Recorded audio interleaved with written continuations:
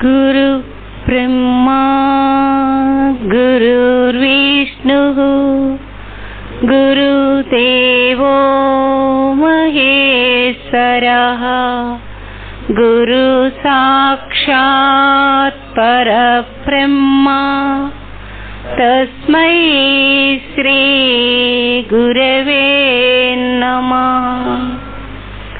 अखण्डमण्डलाकारं व्याप्तं येन चराचरं यत्पदं दर्शितं येन तस्मै श्री गुरवे नमः।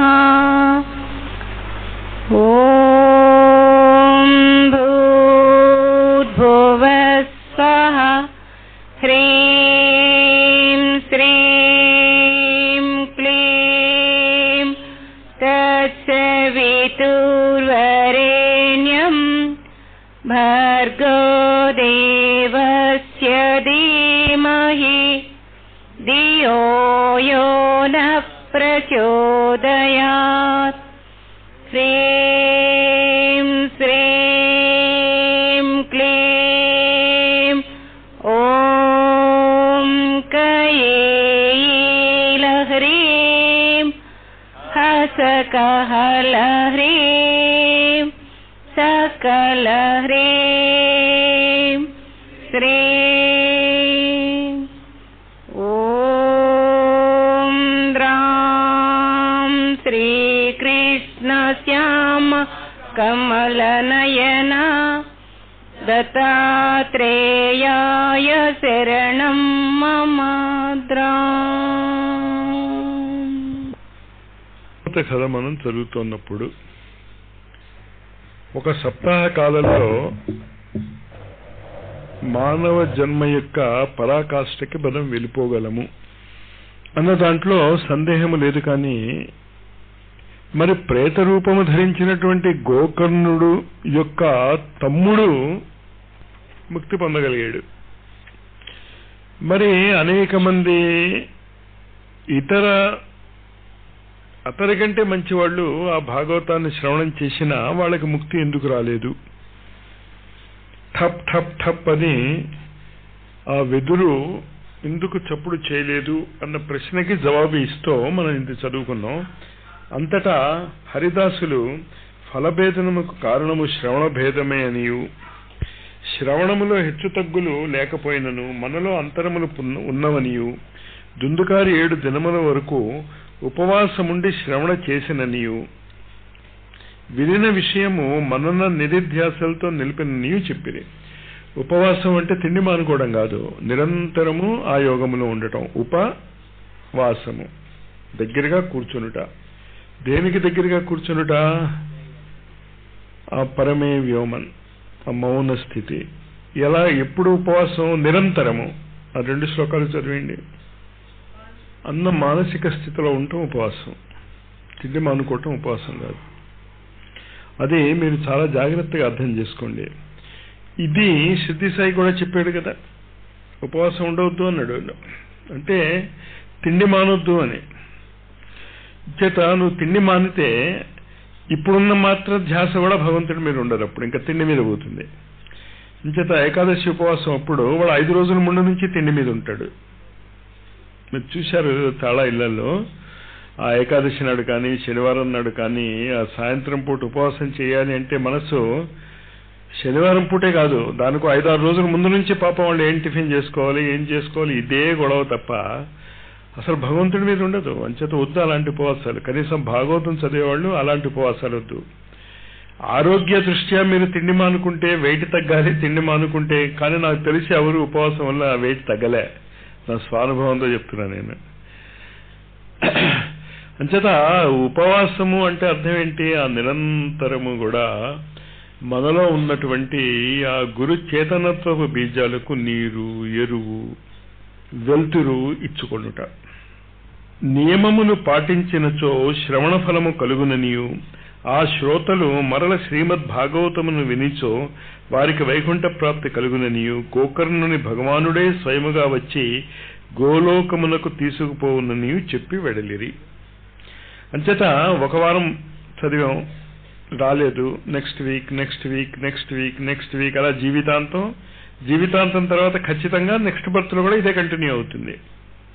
అలా ఎంతవరకు కంటిన్యూ అవ్వాలి? ఇది రిజల్ట్ వచ్చేంత వరకు. శ్రావణ మాసమున తిరిగి గోకర్ణుడు భాగవత కథను వినిపించింది. కథ పరిసమాప్త అగు సమయమునకు భగవానుడు ప్రత్యక్షమై గోకర్ణుణ్ణి ఆలింగన చేసుకునెను. గోకర్ణునితో పాటు శ్రవణ భాగ్యమబ్బిన వారందరూ యోగులు వెడలు విష్ణులోకమునకు పంపబడరి. ఇక్కడ సశరీరముగా వెళ్ళటం గురించి చెప్తున్నాడు, అమరత్వం గురించి చెప్తున్నాడు. అంతే తప్ప ఏదో చనిపోయిన తర్వాత ఏదో ఉచ్చలోకాలకు వెళ్ళటం అనేం కాదు. భాగవతం పూర్తి చేశాడు శ్రావణ మాసంలో. భాగవతం పూర్తి చేసిన మరుక్షణము కృష్ణుడే దిగి వచ్చాడు. దిగి వచ్చిన తర్వాత అతనితో పాటు అప్పుడు ఎవరెవరైతే ఎక్కడ ఉన్నారో వాళ్ళందరినీ కూడా తనతో పాటు తీసుకెళ్ళిపోయాడు. అయోధ్యావాసులు శ్రీరామునితో పాటు సాకేత ధామమునకు వెళ్ళినట్లు శ్రీకృష్ణునితో గోకర్ణుడితో పాటు భాగవతము వినిన వారందరూ దుర్లభము గోలోకమునకు కొనిపోయేటిది. పరమ పవిత్రముగు ఈ కథను ఒక్కమారు ఆలకించినను జీవులు సమస్త పాపరాశిని దగ్ధమనర్చుకుని తరింతురు. సప్తాహ యజ్ఞ విధానము. సనకాదులు యజ్ఞ విధానమును నారదుకు ఈ విధముగా వివరించుచుండిరి. మొదట జ్యోతిష్కుణ్ణి పిలిచి ముహూర్తమును నిర్దేశించవలేను. మోక్షప్రాప్తికి కారణములైన భాద్రపదము, ఆశ్వీయుజము, కార్తీకము, మార్గశీర్షము, ఆషాఢము, శ్రావణము కథారంభమునకు యుక్తమైనవి. మనం ఎప్పుడు మొదలెట్టాం? అంతే కదా, ముందుగా కార్తీకం అక్కడ చేత యుక్తమైందే. అంచేత మనం జ్యోతిష్కుణ్ణి పిలిచి పెట్టుకోకపోయినా కరెక్ట్గానే మొదలెట్టాం.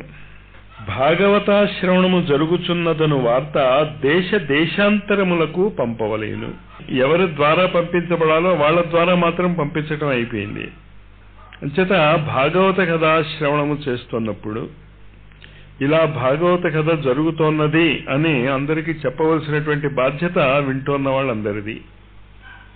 ప్రతి దేశము నందున్న హరిభక్తులు హరికీర్తన ప్రేమికులకు ఆహ్వానము పంపలేను. ఇన్విటేషన్ ఇవ్వాలి. ఇంచేత ఇదే నా ఇన్విటేషన్గా భావించి మీ ద్వారా మీరు ఎవరికి చెప్తున్నారో వాళ్ళందరికీ కూడా మాస్టర్ గారి ఇన్విటేషన్ ఇది వినటానికి ఉన్నది. దేశాలకి అంటున్నాడు. అంటే ఇది ఒకప్పుడు ఎంత ప్రముఖమైనటువంటి సంఘటనగా ఉండేదో ఆలోచించుకోండి. ఇప్పుడు రిటైర్ అయిపోయి చెవులు కళ్ళు కనిపించిన వాళ్ళకి కాలక్షేపానికి పనికొస్తుంది. అది కలియుగం అంటే. భక్తి నిరసించిపోయింది అంటే అర్థం అది. మనది బ్రేక్ చేయాలి ఎవరో ఒకళ్ళు. కథాశ్రవణము ఏ తీర్థమునందైనా, వనమునందైనా లేదా తన ఇంటి అందైనను చేయుట యుక్తము, లేదా సప్తఋషి ఆశ్రమంలో చేయుట కూడా ఉక్తమే అని అనుకుందాం మనం. వక్త తూర్పు ముఖముగా కూర్చుండవలేను. మరి మార్చాలి మనం. రేపు మనం ఇది చూసుకోలేదు కదా. వక్త అంటే చెప్పేవాడు. విరక్తో వైష్ణవో విప్రో వేదశాస్త్ర విశుద్ధి కృతి. ఇప్పుడే ఏం మార్చాలండి, కానీ అసలు అది పద్ధతి. దృష్టాంత కుశలో ధీరో వక్త కార్యోతి నిస్పృహ. వక్త ఎలా ఉండాలి? వేదశాస్త్రములను స్పష్టముగా వ్యాఖ్యానింపగలవాడును, వివిధములకు దృష్టాంతములను ఇయ్యగలవాడు, వివేకి, నిస్సంగుడు, విరక్తుడు, విష్ణుభక్తుడు, వక్రగా అగ్రతాంబూలార్హుడు. ఇవన్నీ ఉంటే వాడు ఫస్ట్. ఇంకా మైనస్లు అన్నమాట కిందకి. విష్ణుభక్తుడు లేకపోతే విరక్తుడైనా ఉండాలి. విరక్తుడు విష్ణుభక్తుడు కాకపోతే కనీసం నిస్సంగుడైనా ఉండాలి. నిస్సంగుడైనా కాకపోతే వివేకి అయినా ఉండాలి. లేదంటే వివిధ ముఖులకు దృష్టాంతములు ఇయ్యగలవాడునైనా ఉండాలి. లేకపోతే వేదశాస్త్రమును స్పష్టముగా వ్యాఖ్యానింపగలవాడు అయినా అవ్వాలి. లేకపోతే మనలో ఎవరైనా కావచ్చు. అది అక్కడ చెప్పలేదు. రివర్స్ ఆర్డర్లో కిందకు వస్తాం. ఒక మండపం ఏర్పరిచి శ్రీహరిని స్థాపించి శ్రీకృష్ణుని ఉద్దేశించి షోడశోపచార విధితో పూజ చేయవలెను. మరి జగద్గురు తయారవుతున్నాడు కదా, తయారయ్యాక పూజల సంగతి చేద్దాం. మనం చేయగలిగేది ఏమిటి? పాపం ఆయన్ని మనం దింపుకుంటున్నాం. అంచేత ఇది కరెక్టే. 2 మండపాలు రెడీ చేసుకుంటున్నాం. కదా. శ్రీమద్భాగవతాఖ్యోయం ప్రత్యక్ష కృష్ణ ఏవహి స్వీకృతోసి మయానాథ ముఖ్యర్థం భవసాగరే అని ప్రార్థించాలి. శ్రీమద్భాగవత రూపమున నీవు సాక్షాత్తు శ్రీకృష్ణుడవు, భవసాగరమును దాటుటకు నిన్ను శరణంతిని అని స్తుతించవలెను. సూర్యోదయము నుంచి ఆరంభించి 3:30 జాముల వరకు ప్రవచించవలెను. శక్తి ఉన్నచో నిరాహారులై సప్తాహము ఉండవలెను. కేవలము ద్రవాహారం మీదే ఉండాలి 7 రోజులు కూడా. దీక్షతో సప్తాహ శ్రవణము చేయవలెను. విష్ణు భక్తి దీక్ష లేని వారు కథాశ్రవణమునకు అధికారులు కారు. శౌనక మహామునులకు సనకాదులు 1 వారము వరకు మోక్షప్రదాయి అయిన భాగవత కథను ప్రవచనము చేసిరి. కథాంతమున జ్ఞాన వైరాగ్యములకు భక్తికి పుష్టి చేకూరింది. తన కోరిక నెరవేరుట వలన సంతోషించిన నారదుడు గద్గద స్వరముతో సనకాదుల దయతో తనను అనుగ్రహించినందులకు కృతజ్ఞాంజలి సమర్పించెను. వైకుంఠధాముడకు శ్రీకృష్ణుని అందించు శ్రీమద్భాగవత కథ శ్రవణము సర్వధర్మముల కంటే శ్రేష్టమైనదిగా తలపోసెను. సూతుడు పలుకుచున్నాడు. శౌనక తెలుగు అర్థమవుతుంది కదా. ఎక్కడైనా మీకు క్లియర్గా లేకపోతే ఆపి అడగండి. సూతుడు పలుకుచున్నాడు. శౌనక, నారదుడిట్లు పలుకుచుండగానే కృష్ణ పాదారవింద భ్రమరమైన శుకయోగీంద్రుడు అచ్చటికి విచ్చేసెను. పరమ తేజస్వియగు శుకుని చూచి సభాసదులందరూ లేచి ప్రణామములందించి ఒక ఉన్నతాసనమున అధివసింపజేసిరి. అంతట శుకయోగీంద్రులు అద్భుత సందేశాన్ని అందిస్తున్నారు. శుకుడు ప్రవచనమును కొనసాగించుచుండగానే సభలోకి ప్రహ్లాదుడు, ఉద్ధవుడు, అర్జునుడు ఆదిగా గల భక్తులతో శ్రీహరి ప్రత్యక్షమయ్యను. పరమాత్మను సంకీర్తనలతో అర్చించ హరి ప్రసన్నుడై మత్తోవరం భావవృత్తా దృఢధ్వం ప్రీత కథాకీర్తనతోస్మి సాంప్రతం శ్రుత్వేతి తద్వాక్యమతి ప్రసన్నా ప్రేమాద్రచిత్త హరిమూచిరేతే. మీ భక్తిభావము నన్ను మీ వశమును చేసినది. వరములు కోరుకొని పలికిన భగవానుని వాక్కులకు పరవశులై భగవానుని భవిష్యత్తులో కూడా ఎక్కడ సప్తాహ శ్రవణము జరుగునో తప్పక ఆ చోటుకు రావలసినదని అభ్యర్థించిరి. అట్లే అగుగాక అని పలికి హరి అంతర్ధానమయ్యను. ఒక గ్రూప్ ఎలాంటిది? శుకుడు, మిగతా సనకాది మునీంద్రులు, నారదుడు, అలాంటి వాళ్ళు చేసినటువంటి భాగవత సప్తాహంలో శ్రీకృష్ణుడు దిగి వచ్చాడు. శ్రీకృష్ణుడితో పాటు ఎవరు వచ్చారు? ప్రహ్లాదుడు, ఉద్ధవుడు, అర్జునుడు. వీళ్ళిద్దరూ ఒక వరాన్ని ఇచ్చిపుచ్చుకున్నారు. వీళ్ళేమడిగారు? ఎక్కడ భాగవత సప్తాహం జరుగుతుందో అక్కడ నువ్వు తప్పనిసరిగా ప్రత్యక్షమవు అన్నారు. ఈయన సరే అన్నాడు. ఇద్దరు ఏ స్థితి వాళ్ళు వాక్ అంటే జరగాల్సిందే. మరి అయినా మనకి ఎందుకు కనిపించటం లేదు అంటే మన దృష్టి దాని మీద లేదు కనుక. అంతకంటే ఇంకేమీ లేదు. ఇంచేతంటే వాళ్ళు అక్కర్లే మనకి. వాళ్ళు ఇచ్చే వరాలు కావాలి కానీ వాళ్ళు అక్కర్లేదు, అది వాళ్ళకి తెలుసు. అంచేత మనకు కనిపించటం లేవాళ్ళు. కానీ ఖచ్చితంగా ఎక్కడ రఘునాథ కీర్తనం జరిగినప్పుడు హనుమంతుడు ఉంటాడో అక్కడ ఎలాగైతే ఇది తథ్యమో అదే విధముగా భాగవత సప్తాహ కథ జరుగుతున్న చోట, అందులో ఇది సప్తాహం కూడా కాదు, ఇది అసలు సప్తాహం అంటే ఏంటి? ప్రతి వారం జరగాలి. ప్రతి వారం అంటే 7 రోజులకు ఒకసారి కాదు. ఆదివారం, సోమవారం, మంగళవారం, బుధవారం, గురువారం, శుక్రవారం, శనివారం, మళ్ళీ ఆదివారం, అన్ని వారాలు. ప్రతి వారం అంటే అర్థం అది ప్రతిరోజు అనే దానికి బదులు ప్రతి వారం అంటున్నాం. ఈ ప్రతి వారము అనే శబ్దానికి 7 శిరస్సులు 14 చేతులు ఉన్నటువంటి శ్రీకృష్ణుడి యొక్క యోగ మాయాశక్తి యొక్క రిలేషన్షిప్ మనకు అర్థమవుతుంది. అందుకని మనం వారం అంటాం. ప్రతిరోజు కూడా సూర్యుడి యొక్క 7 కిరణాలు పనిచేస్తూ ఉంటాయి. అంతే తప్ప ఆదివారం రోజే సూర్యుడి యొక్క 7 కిరణాలు పనిచేస్తాయని కాదు కదా. సూర్యుడి యొక్క కిరణాలు 7 ప్రతిరోజు ఉంటాయి, అందుకు వారం అంది. ఆ వారం అనేది సూర్యకిరణాలకు సంబంధించినటువంటి మాట. అది కూడా తయారవుతోంది. అంచేత జగద్గురువు ఆయనకి సంబంధించినటువంటి యోగమాయాశక్తి మండపాలతో సహా మెల్లిమెల్లిగా రూపుదిద్దుకుంటున్నారు. అంచేత అట్లే అగుగాక అని పలికి హరి అంతర్ధానమయ్యను. తర్వాత నారదుడు నారాయణునికి, శుకాది తాపసులకు ప్రణమిల్యెను. శుకుడు భక్తిని ఆమె పుత్రులతో పాటు తన శాస్త్రమును నిలిపెను. శౌనకుడు సూతిని ప్రశ్నించుచున్నాడు. శుకుడు పరీక్షిన్ మహారాజుకు, గోకర్ణుడు దుందకారికి, సనకాదులకు నారదుడు ఏ సమయములందు ఈ గ్రంథము వినిపించినది తెలియజేయమని అడిగెను. మీరు చాలా జాగ్రత్తగా ఇందులో చెప్పేటటువంటి విషయాలను గమనించుకోవాలి. ముగ్గురుదే అడిగాడు, ముగ్గురు జంటలు, వినేవాడు చెప్తున్నవాడు. ఏమిటా ముగ్గురు జంటలు? శుకుడు పరీక్షిన్ మహారాజుకు, గోకర్ణుడు దుందుకారికి, సనకాదులు నారదుడికి. ఇందులో రెండు మనం వినేశాం. ఏది రెండు విన్నాం? సనకాదులు నారదుడికి హరిద్వార్ వద్ద ఆనందము అనేటటువంటి తటము వద్ద చెప్పింది విన్నాం మనం. ముందు చెప్పారుగా అక్కడ కలిశారని, కోలాహలం జరిగిందని 3 లోకాలలో. తర్వాత ఏం విన్నాం మనం? దుందకారిది విన్నాం. గోకర్ణుడు దుందకారికి చెప్పినటువంటి హరికథను కూడా విన్నాం. 2 హరికథలు అయిపోయాయి మనకి. 3వ హరికథ మొదలవబోతోంది. ఈ 3వ హరికథ ఎవరికి చెప్తున్నారు? శుకుడు పరీక్షిన్ మహారాజు చెప్తున్నాడు. దీన్ని మీరు మనసులో పెట్టుకుని ఉండండి. మిల్లిమిల్లిగా దీని భావం ఏంటో మనం అర్థం చేసుకుందాం. నారదుడికి సనకాదులు, దుందుకారికి గోకర్ణుడు, పరీక్షిత్తుకి శుకుడు.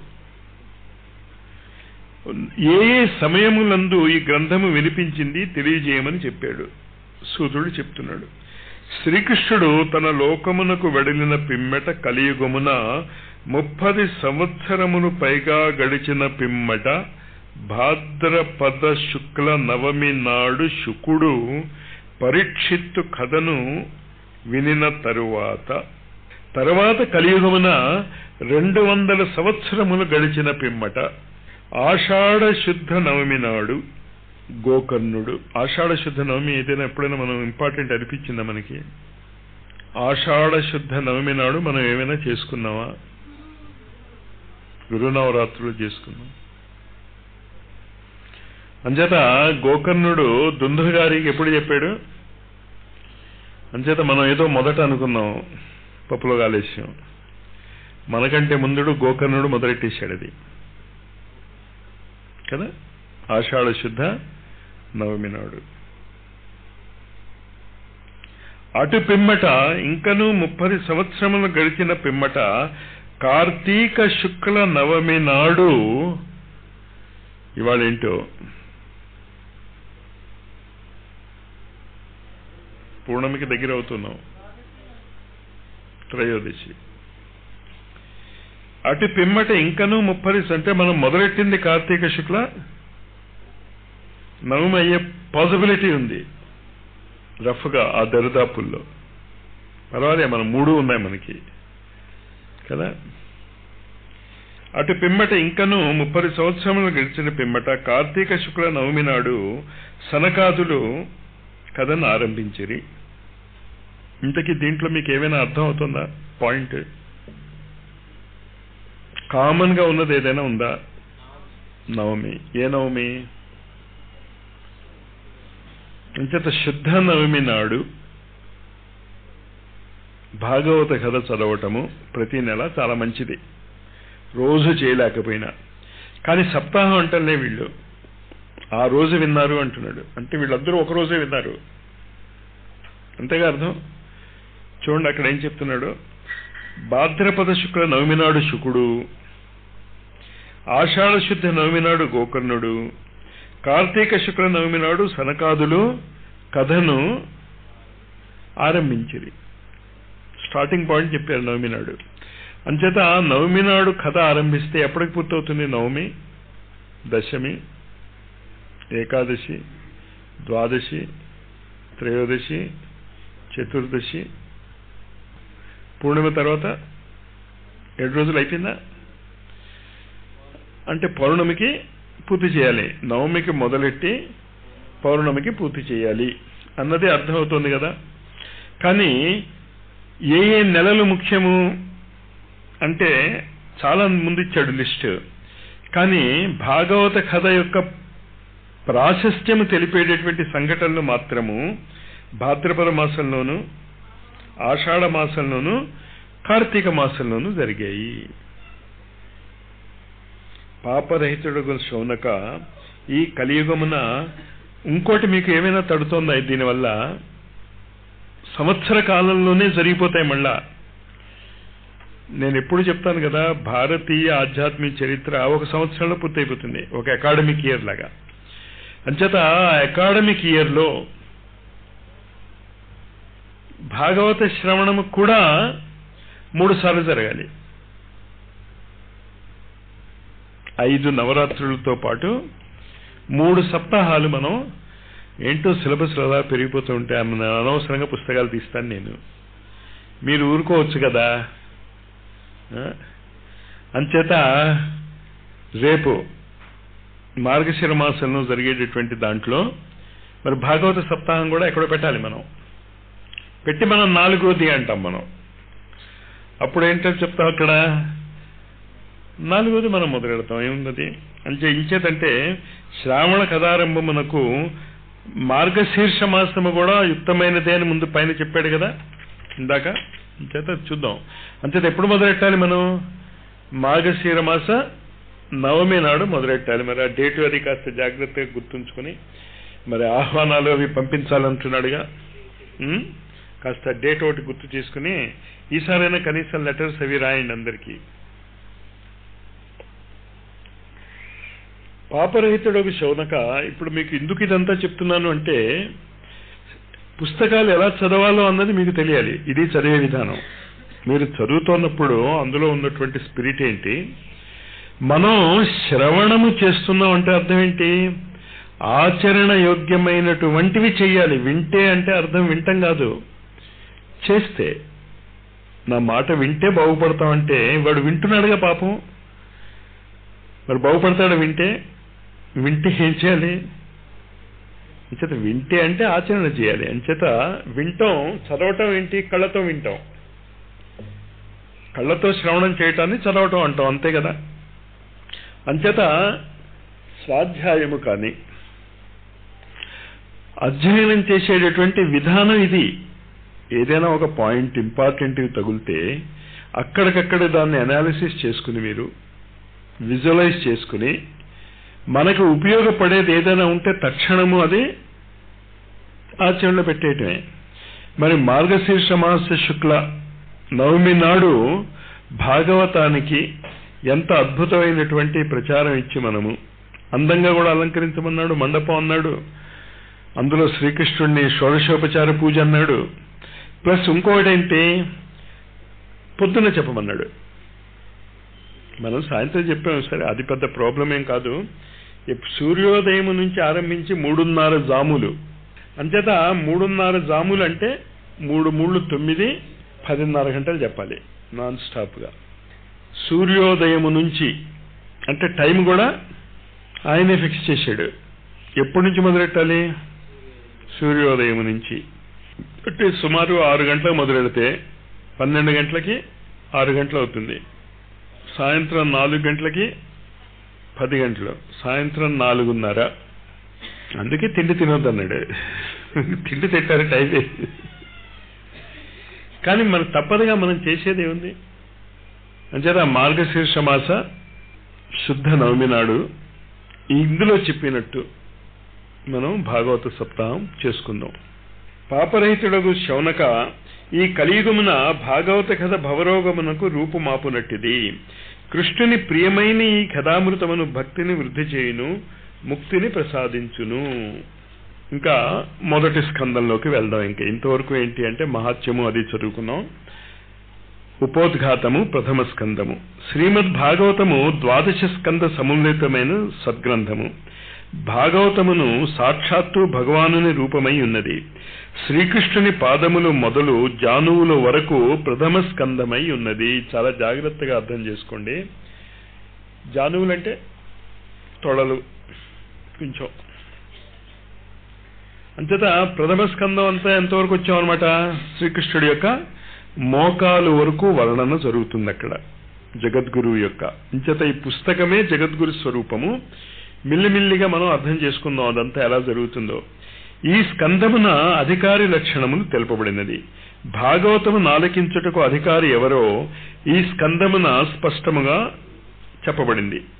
గ్రహించు పాత్రను బట్టి జలము లభించున్నట్లు శిష్యుని అంతఃకరణమును బట్టి గురుదేవుని అనుగ్రహము లభించును. ఏ గురుదేవుని?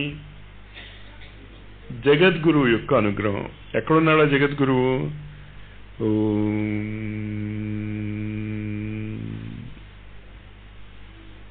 ఆ 21వ ఓంకారం తర్వాత ఉన్నటువంటి ఆ స్థితిలో మీ యొక్క పాత్రత పట్టి జగద్గురువు యొక్క అనుగ్రహం లభిస్తుంది. అధమ శిష్యులకు అపగతి మిగులుతుంది, మధ్యమ శిష్యులకు ఉపగతి లభిస్తుంది, ఉత్తమ శిష్యులకు సమగతి లభిస్తుంది. సమత్వం యోగ ఉచ్యతే. ఊర్ధ్వభూమికలను నధిరోహించు ఉత్తమ శిష్యులు ధన్యాత్ములు, మార్గమును చెరించు మధ్యమ శిష్యులు మానవీయులు, దారి తప్పిన అధమ శిష్యులు దౌర్భాగ్యులు. భాగవతము నా పరీక్షిన్ మహారాజు ఉత్తమ శ్రోత. ప్రతి జీవిను ఒకనాడు పరీక్షిత్తును వలె కాల సర్పము నోట పడువారే, మృత్యువాత పడువారే. ఇక్కడ మీరు ఎప్పుడు జాగ్రత్తగా మనం గుర్తుంచుకోవాల్సింది ఏంటి అంటే, ఈ భాగవత కథలు కానీ, భగవద్గీతలు కానీ, రామాయణాలు కానీ, భారతాలు కానీ, ఆధ్యాత్మిక చరిత్రలో చెప్పబడేటటువంటి ఉపనిషత్తులు, వేదాలు, ఇవన్నీ కూడా నీకు వ్యక్తిగతంగా చెప్పబడుతున్నవే. ప్రతి వ్యక్తికి 800 కోట్ల మంది దాన్ని వింటే, 1000 కోట్ల మంది దాన్ని వింటే 1000 కోట్ల మందికి వేరువేరుగా చెప్పబడుతున్నదే. ఎలా? కాలేజీలో లెక్చరర్ చెప్పినట్టు. కాలేజీలో లెక్చరర్ 40 మందికి చెప్తాడు, 40 మందికి వేరువేరుగా చెప్పినట్టేగా. వేరువేరు స్థలాల నుంచి వస్తారు, వాళ్ళకి బంధుత్వాలు అవి ఏం లేవు. వచ్చిన వాళ్ళందరూ ఒక చోట కూర్చొని వింటారు. విన్న తర్వాత వాళ్ళ స్థాయిని బట్టి పరీక్షలో మార్కులు సంపాదించుకుంటారు. కానీ ఇక్కడ మీరు గుర్తుంచుకోవాల్సింది ఏంటంటే, ఏ రోజు రాత్రి ఆ రోజు పరీక్ష జరుగుతుంది భాగవత శ్రవణంలో. మళ్ళీ వేరే పరీక్షలు అంటూ ఏం జరగవు. ఇంచేత 7 రోజుల్లో అయిపోవాలి కదా. అంచేత ఏ రోజు మనం మొదలెడతామో నవమి నాడు నుంచి అష్టమి తర్వాత మొదలయ్యేటటువంటి నవమి. అష్టమి ఏంటి? అధో మార్గం, తర్వాత పై మార్గం. లలితా సహస్రనామంలో అష్టమి చంద్ర బిభ్రాజ దళిక స్థల. అంతటా నవమి నుంచి పూర్ణమి వైపు ప్రయాణం చేస్తాం మనం. అంతటా ఈ దత్తుడి యొక్క షోడశ అవతారాలు, చంద్రుని యొక్క నవమి, దశమి, ఏకాదశి, ద్వాదశి, త్రయోదశి, చతుర్దశి, పూర్ణిమ యొక్క కళలు మనం చాలా జాగ్రత్తగా గుర్తుంచుకోవాలి. ఆ కళల యొక్క స్వరూపాన్ని మీరు గుర్తుంచుకోవాలి. అంచేత మీరు చాలా పెద్ద హోంవర్క్ చేయాలి. నోట్ చేసుకునేవాళ్ళు నోట్ చేసుకుని ఆ హోంవర్క్ నాకు అందించండి. మొట్టమొదటి ఏంటంటే, దత్తుడి యొక్క షోడశావతారాలు, వాటిలో 9వ అవతారం నుంచి 16వ అవతారం వరకు ఉన్నటువంటి ధ్యాన శ్లోకాలు ఫస్ట్ హోంవర్క్. రెండో హోంవర్క్, నవము నుంచి పూర్ణముకి ఉన్నట్టు వరకు నిత్యలు. నిత్యలు అంటే తెలుసు కదా, కళలు, చంద్రుని యొక్క కళల పేర్లు. దీని తర్వాత దత్తుని యొక్క ఈ 7 స్వరూపాలకి, అంటే నవమి, 9వ అవతారం, 10వ అవతారం, ఏకాదశి అవతారం, ద్వాదశి అవతారం, త్రయోదశి అవతారం, చతుర్దశి, వీటది మన పూర్ణిమ. ఈ 7 నిత్యలకి లలితా సహస్రనామ స్తోత్రాలలో వాటి భగవతిక స్వరూపాలు ఇచ్చాయి. స్వరూపాలు, దేవీ స్వరూపాలు. ఇవి 2 పక్క పక్కన పెట్టాలి మీరు. అదేనా? నిత్యలకి కావలసినటువంటి యంత్రాలున్నాయి, రూపాలున్నాయి. దత్తుడికి కావలసినటువంటి యంత్రాలున్నాయి, రూపాలున్నాయి. ఇవి 2 పక్క పక్కన పెట్టుకుని వాటిని ఆ రోజుకి తయారు చేయాలి మీరు మార్గశిర మాసంలో. మీకు చాలా టైం ఉంది ఇప్పుడు. అదేనా ఏం చెప్పాను? దీని తర్వాత వీటికి కావలసినటువంటి ఉపాసనా విధానాలు ఉన్నాయి. దత్తుడి యొక్క పూజా విధానం ఉంది, నిత్య కళల యొక్క పూజా విధానం ఉంది. వాటిని ఆ జంటలున్నాయే, దత్తుడి యొక్క అవతారము, నిత్య యొక్క కళలు, ఈ రెండింటికి కలిపి జగద్గురువుకి జగజ్జనునికి షోడశోపచార పూజ జరుగుతుంది సప్తాహంలో. అంతేనా? 9వ అవతారము 9వ నిత్యకి మొదటి రోజు జరుగుతుంది. 10వ అవతారము 10వ నిత్యకి 2వ రోజు జరుగుతుంది. దాని యొక్క యంత్రము, దాని యొక్క సమగ్రమైనటువంటి స్వరూపము, దాని ఫోటోని, దాని లామినేషన్ వర్క్ అది చూసుకోవాలి మీరు. అంటే ఈ హోంవర్క్ కి కావాల్సినటువంటి మెటీరియల్ మీరు కలెక్ట్ చేసుకోవాలి. భాగవతమున పరీక్షిన్ మహారాజు ఉత్తమ శ్రోత. ప్రతి జీవిను ఒకనాడు పరీక్షిత్తును వలె కాలసర్పము నోట పడువారే, మృత్యువాత పడవారే. ఈ విపత్తు నుండి విముక్తులు కావాలననిన అమృత పానము చేయుటే ఏకైక మార్గము. మళ్ళీ మళ్ళీ నేను మీకు చెప్తున్నాను, ఆధ్యాత్మికత అంటే ఒకటే ఒకటి, అమృతత్వ ప్రాప్తి. ఇంకా మిగతావేమీ కాదు. మోక్షం పొందడం, ఉద్యోగాలు సంపాదించుకోవడం, కోట్లు సంపాదించుకోవడం, పృథ్వీ మండలం మీద ఆధిపత్యం సంపాదించడం, ఇది ఏది కూడా ఆధ్యాత్మికత కాదు. ఇంకోటి ఏంటి మీరు గుర్తుంచుకోవాల్సింది, ఇటు రాక్షసులు ఇటు దేవతలు భాగవత కథా శ్రవణానికి అనర్హులు. ఈ కథా శ్రవణం వల్ల వాళ్ళకి ముక్తి లభించదు, వాళ్ళకి అమృతత్వం లభించదు. ఎవరికి లభిస్తుంది? మానవ మాత్రుడికి మాత్రమే. వాడు ఉత్తమ శ్రోత అవుతే ఈ 7 రోజుల్లో గ్యారంటీగా లభిస్తుంది వాడికి. ఇది 7 రోజుల్లో నేను చెప్పడం లేదు, కానీ అప్పుడు మాత్రం 7 రోజుల్లోనే చెప్తాను నేను. ఈ విధంగా అంటే 10:30 గంటలు పొద్దున్న, 2 గంటలు గ్యాప్ ఇచ్చాక రాత్రి 10:30 గంటలు వాయింపుడు ఉంటుంది పరీక్ష. అంచేత 7 రోజుల్లో దాటేస్తారు వాళ్ళు. అసలు దొరికేటటువంటిది ఎప్పుడు కూడా రాత్రే. నవరాత్రులలాగే 7 రాత్రులు. అంచేత భాగవత సప్తాహము ప్లస్ సప్తరాత్రుల సాధన అని పెట్టుకోవాలి మనం. ఆ పేరు జాగ్రత్తగా గుర్తుంచుకోండి. భాగవత సప్తాహము మరియు సప్తరాత్రుల సాధన అలా మారుస్తాం. సాధన ఎలా వెళ్తుంది అక్కడ? అమృతత్వ ప్రాప్తికి. అమృతము కావలసినటువంటి వాళ్ళు లలితా సహస్రనామంలో ఏం చేయమని చెప్పుకుంది గుర్తుందా? సుధాసాగర మధ్యస్థం, సుధాసాగరములో లలితాదేవి ఆసనం ఉంది. అక్కడ లలితా సహస్రనామాన్ని కనుక మీరు చేస్తే అమృతత్వ ప్రాప్తి వస్తుంది అని లలితా సహస్రనామాల్లో ఉంది.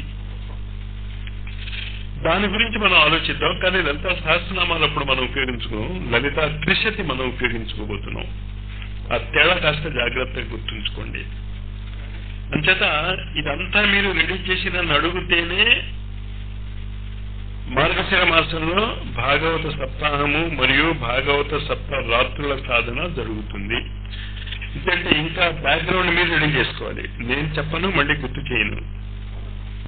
అందరూ పరీక్షిత్తు వలె కాలసర్పము నోటు పడువారే, మృత్యువాతు పడవారే. ఈ విపత్తు నుండి విముక్తులు కావాలనన అమృతపానము చేయుటయే ఏకైక మార్గము. అమృతమనగా దేవతలు పానము చేయునది కాదు. దేవతలకు సైతము లభించినది భాగవత అమృతము. దేవతలకు కూడా ఇది లభించదు, లభించిన వాళ్ళకి అర్థం కాదు.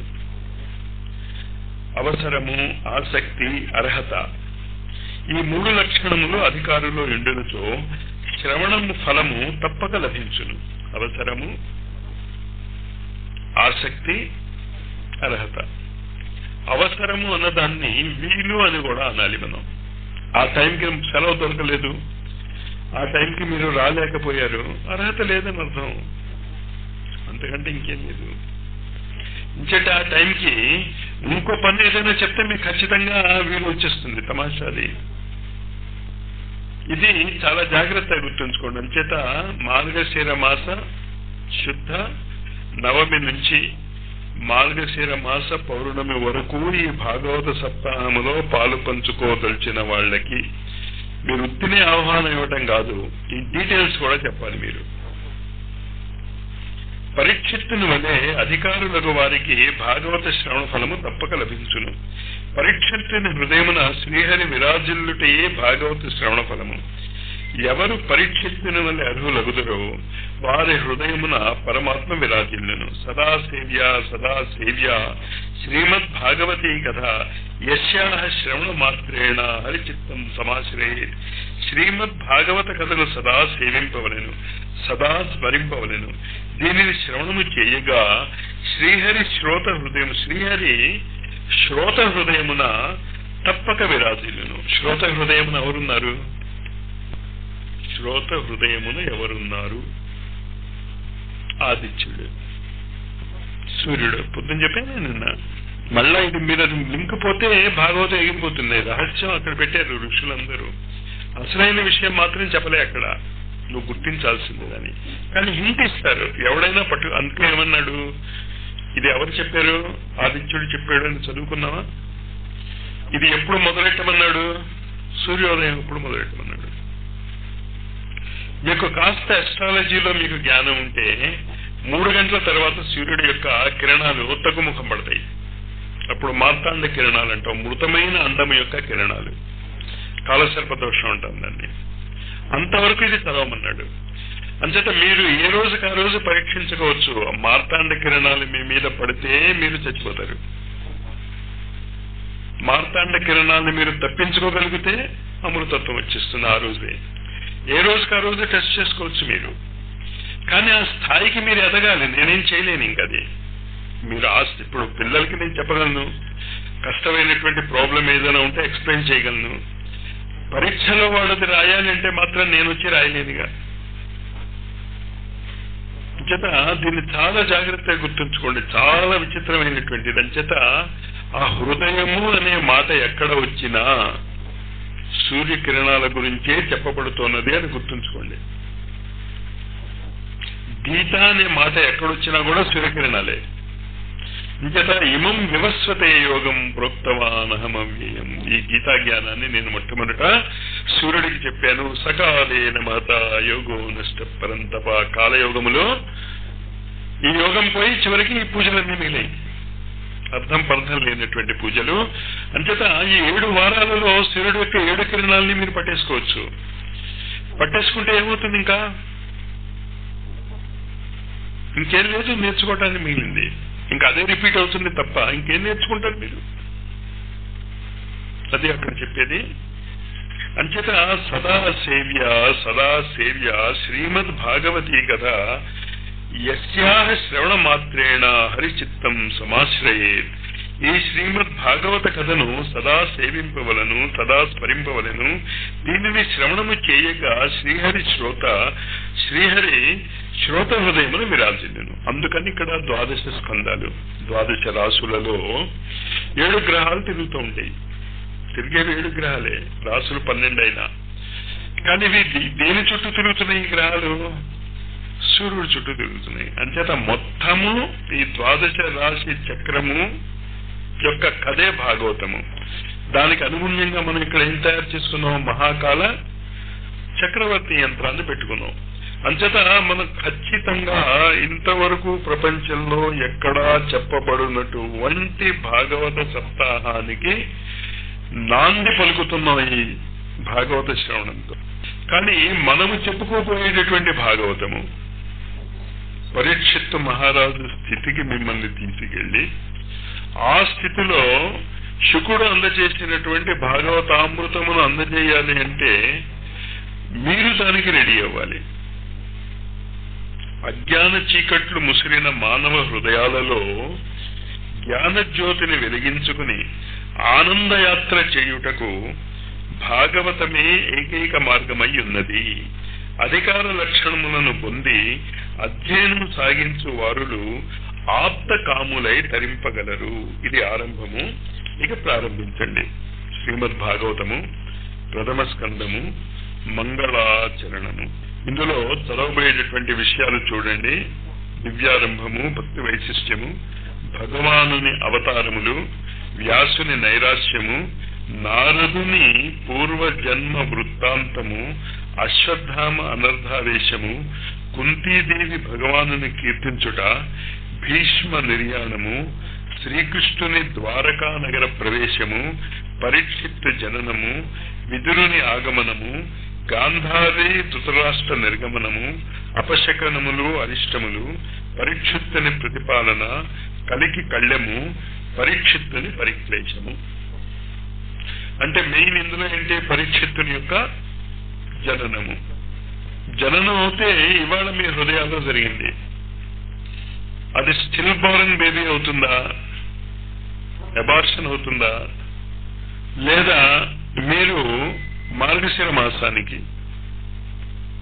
నవమి నాటికి పరీక్షిత్తుని బాలుని రూపంలో తీసుకురాగలుగుతారా మీ హృదయాలలో అన్నది నిర్ణయించుకోవాలి మీరు.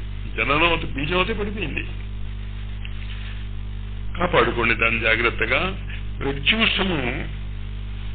ప్రత్యూషమున ప్రభాకరు నుండి కదలిన ప్రద్యోతము చే స్పృశింపబడి పద్మము ప్రఫుల్లమైనది. ప్రమోదభరితమైన పద్మము వికసించింది.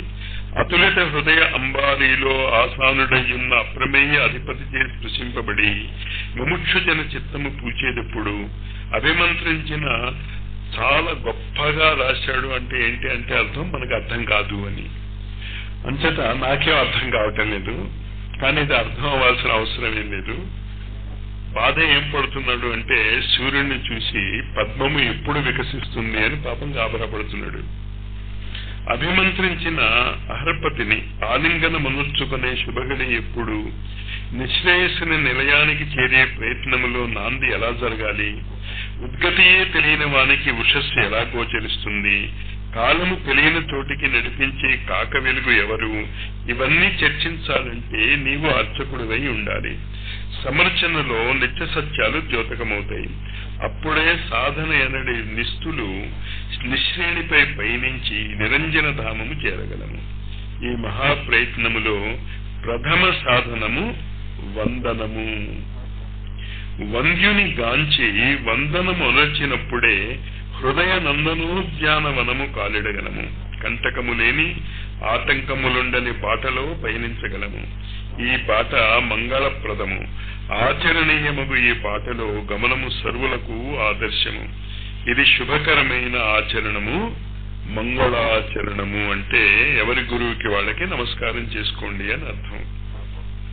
చంద్రుని కాంచి సాగరము పొంగునట్లుగా, సూర్యోదయమున మయూరము స్పందించినట్లుగా, వాయుస్పర్శుచే వృక్షములు చెలించినట్లు భగవంతుని వందనములో భక్తుడు పరవశిస్తాడు. వందనముతో ఆరంభముగాని గ్రంథము వ్యర్థమే అగును. గ్రంథారంభమున మంగళాచరణ జరుగును. ఇక్కడే ప్రథమునికి ప్రథమ వందనము సమర్పించబడును. వందనము చందనము వలె చల్లనిది. వందనము బ్రతుకులో అందమును నింపును, అజ్ఞానమునంతం ముందించును, అహంకారమును ధ్వంసమునర్చును, అభిమానమును నిర్వీర్యమునర్చును. వందనము భగవానుని బంధించును. నమస్కారం అనేది సుగుణము సంస్కారులనే వరించును. అంటే ఇదంతా మంగళాచరణం దేని గురించి చెప్తున్నాడు? నమస్కారం గురించి చెప్తున్నాడు. అంతేత మన గురువులకి నమస్కారం చేసుకుని ప్రథమ స్కందము మనం మొదలెట్టబోతున్నాం. నమ ఇది ద్వే అక్షరే. నమ అనునవి 2 అక్షరులు. నా అనగా లేదు అని అర్థము, మా అనగా అహంకారము. నమ అనగా అహంకారము లేదు అని భావము. అహంకార రహితులై చరించు వారిని పరమాత్మ ఆశీర్వదించును. వందన భక్తులు సదా అభినందీయులే ఎగుదురు. నమ ఇత్యేవ బ్రూయాన్ మగ్ధత్వ శ్రద్ధయాన్విత తస్మాక్షయో భవే లోక స్వపాకాశ్వపి నారద. నారద శ్రద్ధాయుతుడై నాకు భక్తుడు ఎప్పుడు నాకు నమస్కరించును, వాడు చండాలుడైనను అక్షయ లోకమును పొందుచున్నాడు అని పరమాత్మ నారదుడికి చెప్పి ఉన్నాడు. నందనందనుని రసమయ గాథయగు శ్రీమద్ భాగవతమును ప్రారంభించుచు శుభ సమయాన శిష్టాచార సాంప్రదాయమును పాటించుచు వ్యాసదేవుడు మంగళాచరణ చేయుచున్నాడు. విషయ సంబంధ ప్రయోజన అధికారులను తెలుపుతున్నాడు. అవి ఏంటో రేపు చూద్దాం. అంటే భాగవతం యొక్క ప్రథమ స్కందంలోకి రేపటి నుంచి ప్రవేశిస్తాం మనం నమస్కారముతో.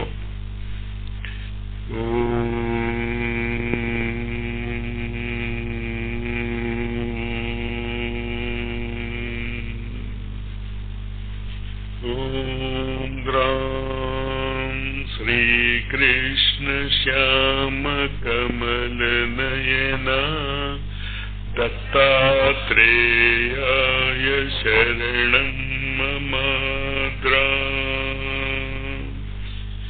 ఆ చేతనత్వాన్ని అతి ఆర్తితో నమస్కరించుకోండి. శరణాగతి అన్నా నమస్కారం అన్నా ఒకటే. అది ఎన్ని భాగవత కథలు విన్నా చివరికి లక్ష్యం ఇంతే. ఇంతట ఈ మంత్రాన్ని మనం ఉచ్చారణ చేస్తున్నప్పుడు ఆ మౌనము, ఆ సమర్థ సద్గురు చేతనత్వాన్ని, నేను శరణాగతి పొందుతున్నాను. ఓం గ్రాం శ్రీకృష్ణ శ్యామ కమల నయన దత్తాత్రేయాయ శరణం మమాద్రా. ఓం గ్రాం శ్రీకృష్ణ శ్యామ కమల నయన దత్తాత్రేయాయ శరణం మమాద్రా. ఓం గ్రాం శ్రీకృష్ణ శ్యామ కమల నయన దత్తాత్రేయాయ శరణం మమాద్రా.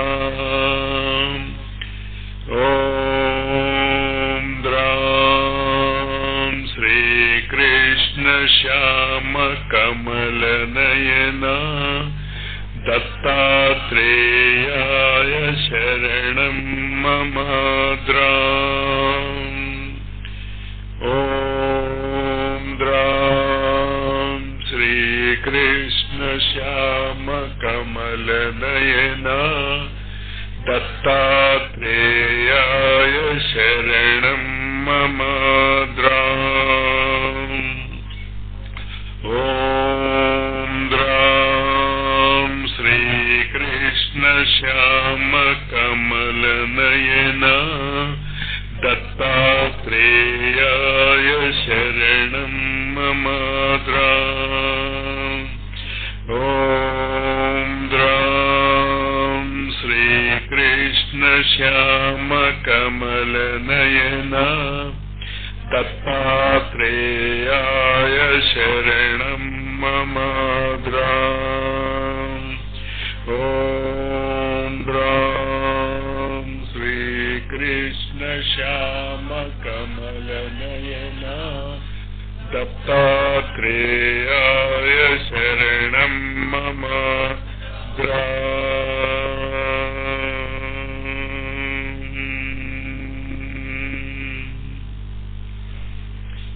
మనం ఏమి నాటుకుంటామో అదే కోసుకుంటాము. ఎలాంటి భావాలు మనం నాటుకుంటామో అలాంటి ఫలాలే మనం పొందుతాం. ఆ అఖండ గురు చేతనత్వాన్ని, నేను శరణాగతి అయ్యాను సరే, కానీ రాజులు ఈ రాజ్యాన్ని సక్రమంగా పాలించుగాక, సకాలములో వర్షాలు కురువుగాక, ఆతతాయిలు ఈ దేశాన్ని నాశనము చేయకుండా ఉండుగాక, పిల్లలు లేని వాళ్ళకి పిల్లలు కలుగుగాక, పిల్లలున్న వాళ్ళకి మనవలు కలుగుగాక, మనవరాండ్రు కలుగుగాక, అందరూ సుఖముగా ఏ బాధ లేకుండా 100 ఏళ్ళు బతుకుగాక, ఈ పృథ్వీ సస్యశ్యామల మగుగాక అనేటటువంటి భావన, ఆ ఆర్తి నాటుకోండి. ఆ భావన ఇంతమంది ఇలాగా ఆలోచించుకుంటూ ఉంటే ఖచ్చితంగా వాతావరణం మారిపోతుంది. స్వస్తి ప్రజాభ్య పరిపాలయంతాం న్యాయేన మార్గేణ మహీం మహిషా గోబ్రాహ్మణేభ్యో శుభమస్తు నిత్యం లోకా సమస్తా సుఖినో భవంతు. కాలే వర్షతు పర్జన్యః పృథివీ సస్యశాలిని. దేశోऽयं క్షోభరహితో బ్రాహ్మణాః సంతు నిర్భయాః. సర్వే భవంతు సుఖినః సర్వే సంతు నిరామయాః. సర్వే భద్రాణి పశ్యంతు మా కశ్చిద్ దుఃఖమాప్నుయాత్. అపుత్రాః పుత్రిణః సంతు పుత్రిణః సంతు పౌత్రిణః. నిర్ధనాః సధనాః సంతు జీవంతు శరదాం శతం. ఓం శాంతి శాంతి శాంతి. 5 నిమిషాల ముందు రావటం ఒకటి, నోట్స్ రాసుకుని వర్క్ చేసేవాళ్ళు ముందు కూర్చోండి. కళ్ళు మూసుకుని ధ్యానంగా భావాన్ని అర్థం చేసుకుని లీనమయ్యేవాళ్ళు వెనక్కి కూర్చోండి. ఓంకారం అయిన తర్వాత మనం 2 మంత్రాలు చెప్తాం, శరణాగతి మంత్రము, అనుగ్రహమాల మంత్రము. ఆ మంత్రం అయిపోయిన తర్వాత వచ్చిన వాళ్ళు దయచేసి లోపలికి రాకండి, బయట కూర్చోండి. రావద్దంటే నేను కొంతమందికి కొన్ని కారణాల వల్ల ఎగ్జంప్షన్ ఉంటుంది. వాళ్ళకున్నటువంటి విశేషమైనటువంటి కారణాలు అందరికీ వర్తించవు. చేత ఈ నియమాన్ని మాత్రం మీరు ఎంత సీరియస్ గా పాటిస్తే, చెట్టు డిసిప్లిన్ చాలా ముఖ్యం, ముఖ్యంగా ఆ ఆధ్యాత్మిక జగత్తులో. ఇది మాత్రం గుర్తుంచుకోండి. 5 నిమిషాలు ముందు రావాలి. లేట్ అయితే ఎంతవరకు పర్మిషను?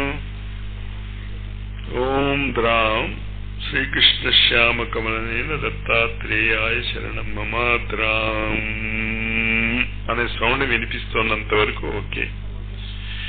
దాని తర్వాత మాత్రం ప్రాంగణంలో కొద్దు. కార్యకర్తలు మరి వాళ్ళు కూర్చోటానికి అనువుగా అక్కడ ఏదైనా ఏర్పాట్లు చేయండి. మరి వాళ్ళు కూర్చోవాలిగా.